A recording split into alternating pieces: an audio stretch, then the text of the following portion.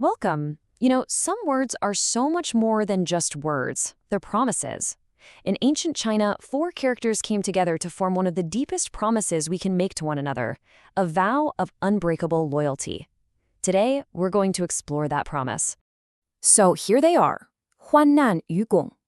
I know, at first glance they can look a little complex, but the story they tell is actually a very simple and powerful one, about loyalty, about shared struggle, and what it really means to be together when it counts the most.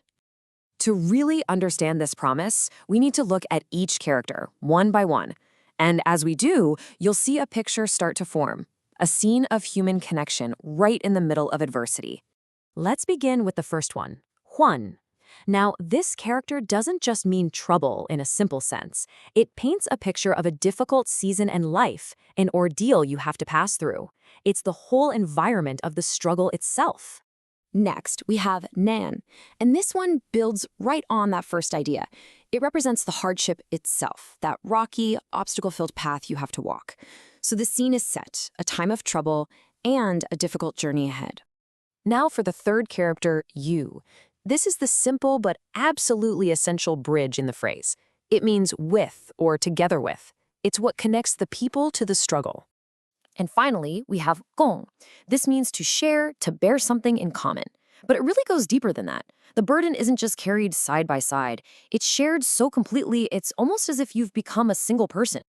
So when we bring all four of those parts together, the meaning becomes crystal clear. 患难与共. To share a difficult path in a time of trouble.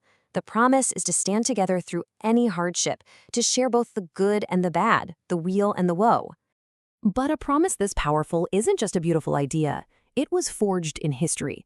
To feel its true weight, we have to travel back in time, to the Warring States period of ancient China, to a kingdom that was on the very brink of collapse.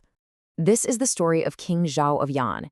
His kingdom was in ruins after a devastating invasion. Now, he could have just ruled from the comfort of his palace, but instead, he made this incredible vow.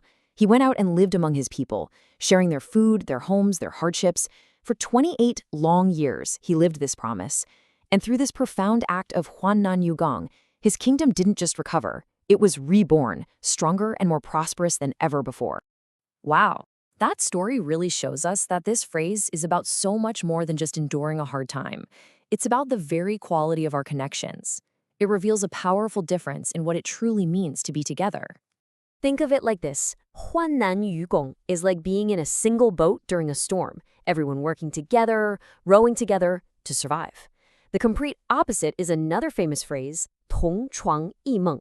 It means sharing the same bed, but dreaming different dreams. That feeling of being close physically, but completely separate in spirit. Our idiom today is the cure for that kind of separation. This idea of an essential connection is so profound in Chinese culture that it even finds a metaphor within the human body. In traditional medicine, the liver and gallbladder are seen as these inseparable partners. Their functions are completely intertwined. The health of one directly determines the health of the other.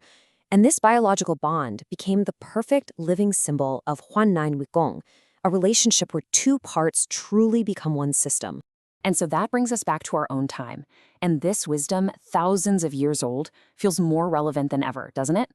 We see its echoes everywhere, in the relationships that really do stand the test of time. Exactly. You might hear it used to describe a bond that goes way beyond simple titles like partner or friend. It describes a connection that's been tested by fire and proven true, a relationship of real substance, not just a form. And so, the promise of King Zhao just echoes through time. Whether it's in a marriage facing challenges, a business startup trying to find its footing, or a community recovering from a disaster, the principle is the same. It's that quiet, unbreakable promise to face the storm together. Learn Chinese, one story at a time.